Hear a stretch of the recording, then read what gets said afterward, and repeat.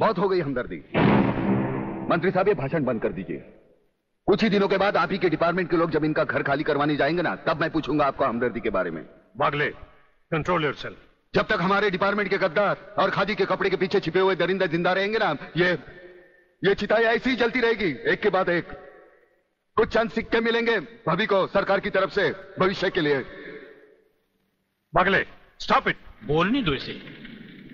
ठीक ही तो कह रहा है, लेकिन मैं वचन देता हूं कि डीआईजी रुद्र प्रताप की कुर्बानी व्यर्थ नहीं जाएगी। मैंने दिल्ली में केंद्र सरकार से बात कर ली है। इनकी हत्या की तुरंत ही न्यायिक जांच होगी। आज तक कौन सी कमेटी ने सही जांच करके मुजरिम को सजा दी है? या आपकी कमेटी समिति की जांच की फाइलें होती है ना, ये ढुलमुल सरकार बदलते ही गुम हो जाती है। न्यायिक जांच करेगी दिल्ली, अंधी और वैरी दिल्ली। ये दिल्ली बस मुंह है इसलिए पटर पटर करती रहती है। ये करना है, ये होना चाहिए, हमें दिखाना है। बस दिल को तसल्ली देने के लिए अच्छा लफ्ज है दिल्ली।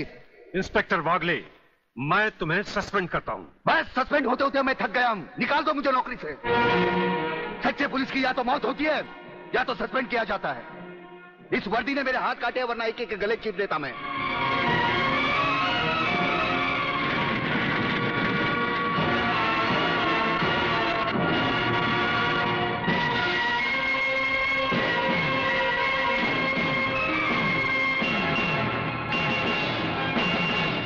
ना तलवार की धार से, ना गोलियों की बौछार से बंदा डरता है तो सिर्फ परवरदिगार से।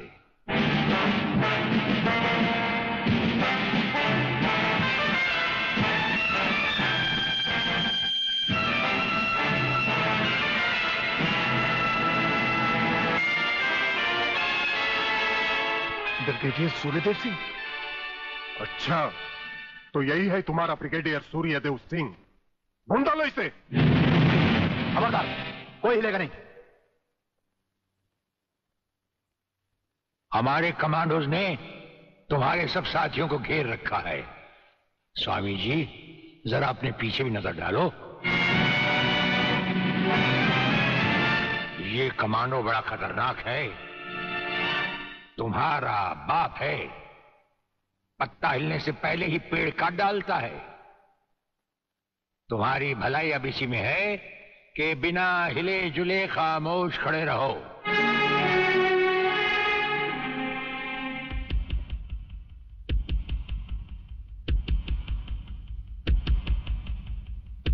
दुबे नाम है सत्यवादी। सत्यवादी दुबे। जैसे गधे की पीठ पर घोड़े की जीन अच्छी नहीं लगती, वैसे ही तुम्हारे कंधों पर ये सितारे अच्छे नहीं लगते। और ये कमरबंद पेटी भी अच्छी नहीं लगती।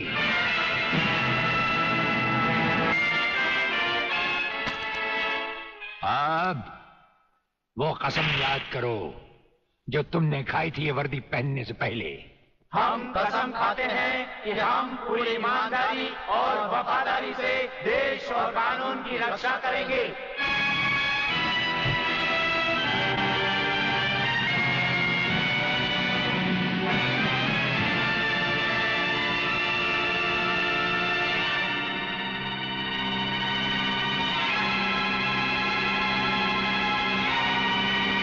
हम तुम्हें सिर्फ ये बताने आए हैं कि अगर तुमने तिरंगे के खिलाफ कोई भी कदम उठाया तो हम तुम्हें वो मौत देंगे जो ना तो किसी कानून की किताब में लिखी होगी और ना ही कभी किसी मुजरिम ने सोची होगी।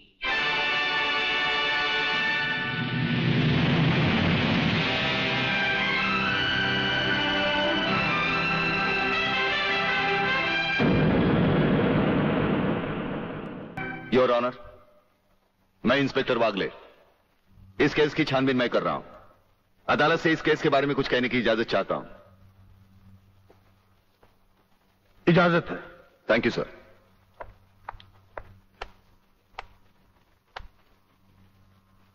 योर ऑनर, इंसाफ के इस मंदिर में आपको न्याय करते हुए कई साल हुए होंगे और इन सालों में आपके सामने रेप और मर्डर्स के अनगिनत केसेस भी आए होंगे।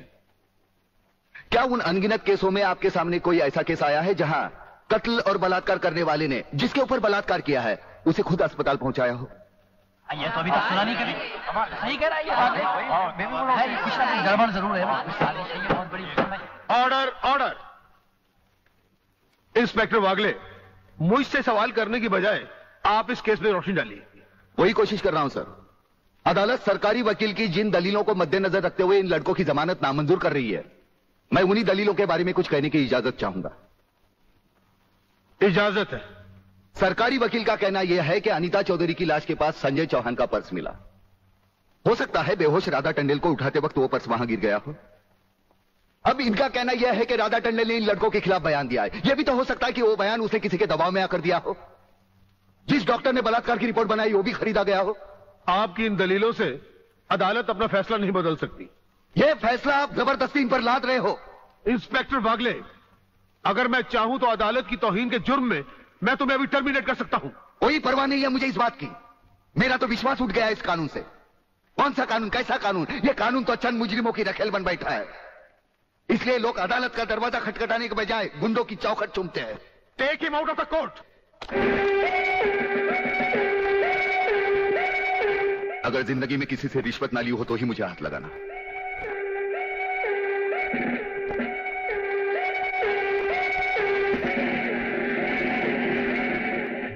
इन्हें गिने भुक्कड़ लोगों की वजह से अदालत शतरंज की बिसात बन गई है, जहां कोई भी आकर कानून से खेल सकता है। लेकिन इन खिलाड़ियों को अगर मैंने सच्चा कानून नहीं सिखाया तो मेरा नाम भी शिवाजीराव वागले नहीं।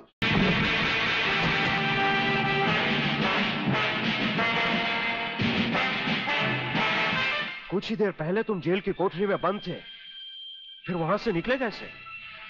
और अपने ये कपड़े पहनकर यहां किसके हुक्म से आए? हम अपने हुक्म के खुद मालिक हैं। हम अपने हुक्म से ही अंदर आए थे और अपने हुक्म से बाहर चले जाएंगे। तुमसे अच्छी तरह मिल लेने के बाद। तुम्हें अच्छी तरह मालूम होना चाहिए कि तुम किसके सामने बैठे हो। हमें मालूम है, इसीलिए तो जूते तुम्हारे मुंह के सामने रखे हैं। तुम जैसे गद्दारों से हम नहीं, हमारे जूते ही मुंह लगाते हैं। सूर्यदेव सिंह, ब्रिगेडियर सूर्यदेव सिंह, भूल कैसे गए? हम आज भी ब्रिगेडियर हैं, कल भी ब्रिगेडियर थे। जेल में आना तो एक नाटक था तुम जैसे मुजरिम तक पहुंचने के लिए। और ये रहे तुम्हारे काम के कागज। ये हमारा रिहाई का ऑर्डर और ये है तुम्हारी गिरफ्तारी का वारंट।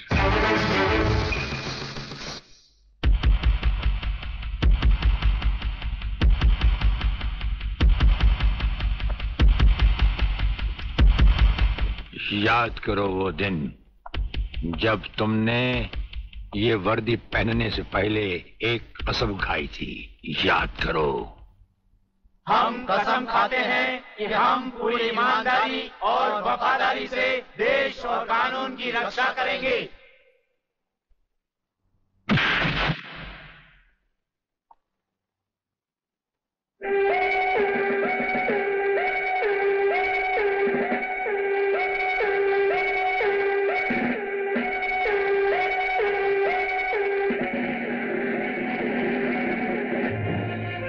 इन नंगों की बारात में ये वर्दी वाला दूल्हा नहीं जाएगा वागले। इसके भी कपड़े उतार डालो।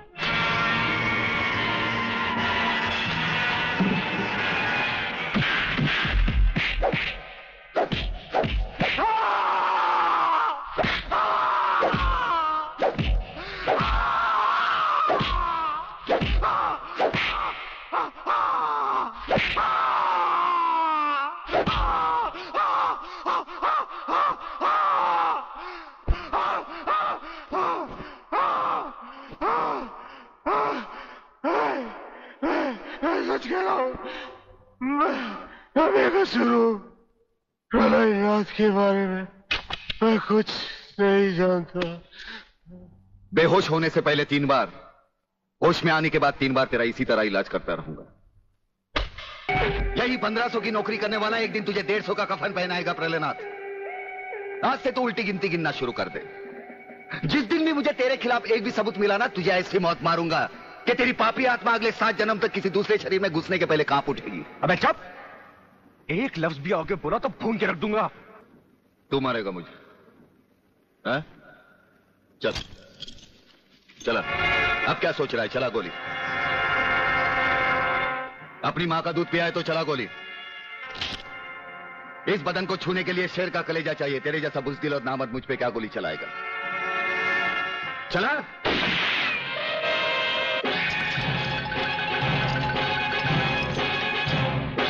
पुलिस अफसर पर गोली चलाने के जुर्म में मैं तुझे गिरफ्तार करता हूं। प्रहलाद जरा भी हिले तो इसकी खोपड़ी खोल दूंगा।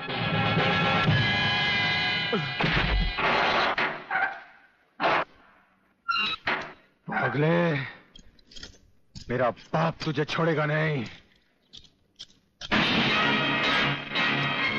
आखिर तुमने वही किया जो हम नहीं चाहते थे। आज तक एक बात मेरी समझ में नहीं आई, आखिर आप चाहते क्या है? क्या आप ये चाहते हैं कि एक के बाद एक की मौत होती रहे और हम चुपचाप देखते रहें? पहले डॉक्टर गुप्ता की मौत हो गई, फिर अली मारा गया, आज इस प्रहलाद के पिल्ले ने मुझ पर गोली चलाई। ये देखिए, अगर मैंने बुलेट प्रूफ जैकेट नहीं पहनी होती तो मरने वालों की लिस्ट में मेरा भी नाम जुड़ जाता। लेकिन इसने तुम पर गोली क्यों चलाई? क्योंकि मैंने इसे मजबूर किया था। इसके खिलाफ सारे सबूत मैंने पहले ही इकट्ठा कर लिए थे। सवाल था उंगलियों के निशान का, जो इस रिवॉल्वर पर मौजूद हैं। एक बात मैं दावे के साथ कह सकता हूं सर, अनीता चौधरी का कातिल और राधा टंडेल से शरीर संबंध रखने वाला यही है रसिकनाथ। डीआईजी के बेटे संजय को फंसाया है क्योंकि वो अपने बाप के कातिल का चश्मदीद गवाह है। वागले, अब हम इसे उस अस्पताल में ले जाएंगे जहां इसके अंदर के छुपे हुए राज एक बीमारी की तरह बाहर आ जाएंगे।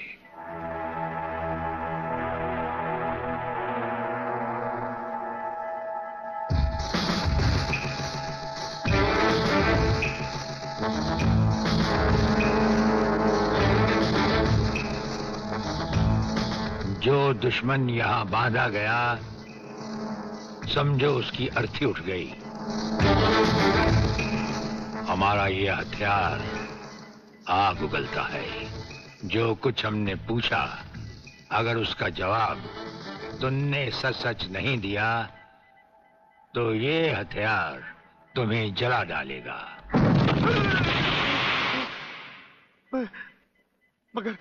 मगर आप चाहते क्या है? प्रलयनाथ गिरना स्वामी तुम्हारा बाप है। हाँ जी, हाँ जी। और अब वही इस देश को खत्म करने की तैयारियां कर रहा है। हाँ जी बिल्कुल। हाँ, मुझे माफ कर दो, मुझे जाने दो। नहीं, मैं बताता हूँ, मैं सब बताता हूँ। मेरे बाप का अगला प्लान क्या है? मुझे छोड़ दो। हाँ, मुझे मेरे बाप से कोई लेना नहीं है, मैं तो उसको जानता भी नहीं हूँ। मेरे बाप का अगला प्लान है कि प्रोफेसर खुराना को किडनैप करने वाला है।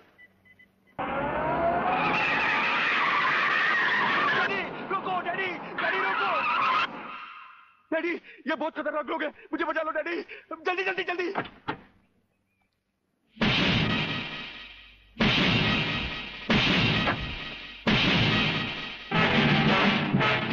प्रलयनाथ, वो रहा तुम्हारा कबूतर बेटा, और उसके गले में है जला देने वाला बम। उसका रिमोट कंट्रोल हमारे हाथ में है। अगर तुमने एक कदम भी आगे बढ़ाया तो उसे जलाकर राख कर दिया जाएगा।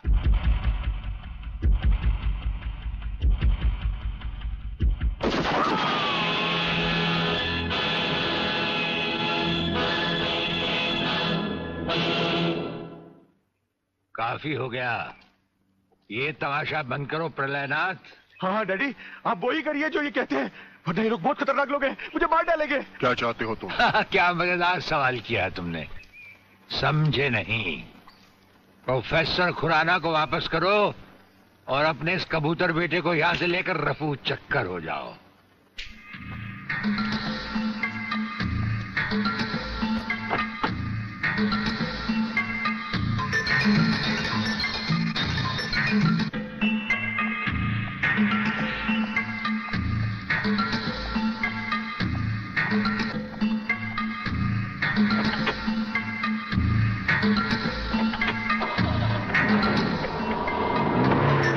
ब्रिगेडियर, वो फ्यूज कंडक्टर आप नहीं जानते? हम सब कुछ जानते हैं प्रोफेसर। उसकी गाड़ी में हमारा ट्रांसमीटर लगाया जा चुका है। वो जो कुछ भी कहेगा, जो कुछ भी करेगा, जहां कहीं भी जाएगा, उसकी हर एक मूवमेंट की खबर हमें मिलती रहेगी। हमारे ट्रांसमीटर का सिग्नल बता रहा है कि गिड्डा स्वामी का अड्डा वो ये रहा, ये से बाहर एक वीरान जगह पहाड़ियों के बीचों बीच है। कमांडोज रेडी फॉर ऑपरेशन तिरंगा।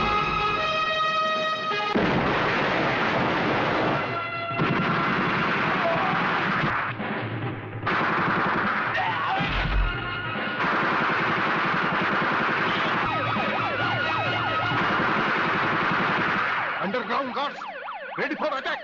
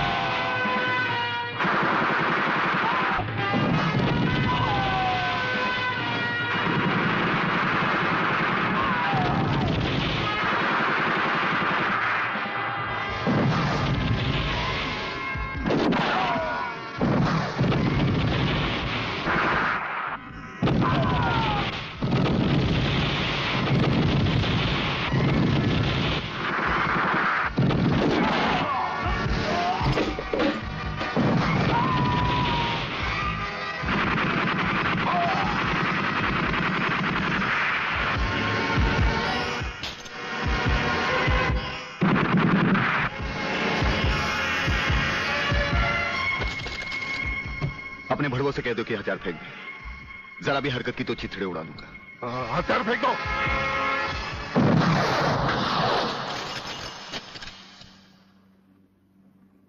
हम तो समझे थे कि तुम जंगबाजों की तरह जंग लड़ोगे, लेकिन तुम तो एक घटिया किस्म के भगौड़े प्यादे निकले। अधूरे में ही हथियार डाल दिए। प्रलयनाथ कभी कोई जंग अधूरी नहीं लड़ता ब्रिगेडियर। देखना चाहते हो तो देखो।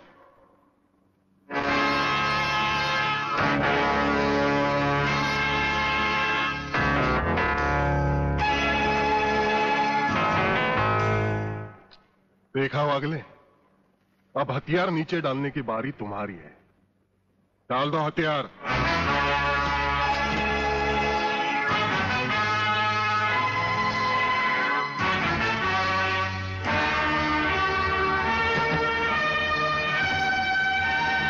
ब्रिगेडियर, हथियार नीचे डाल दो।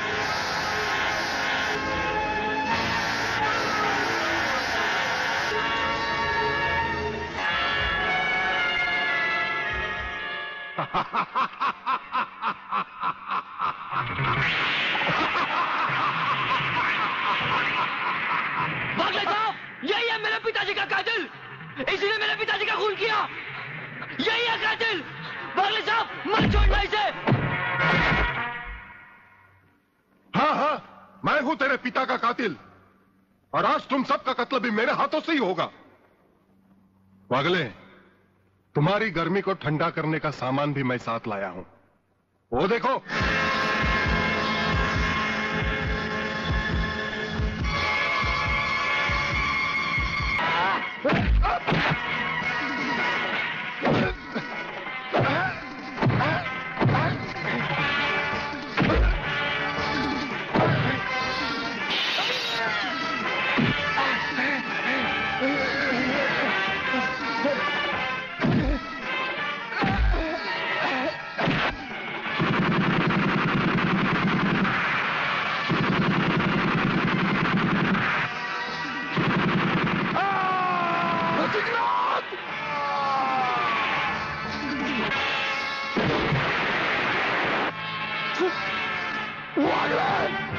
Come here!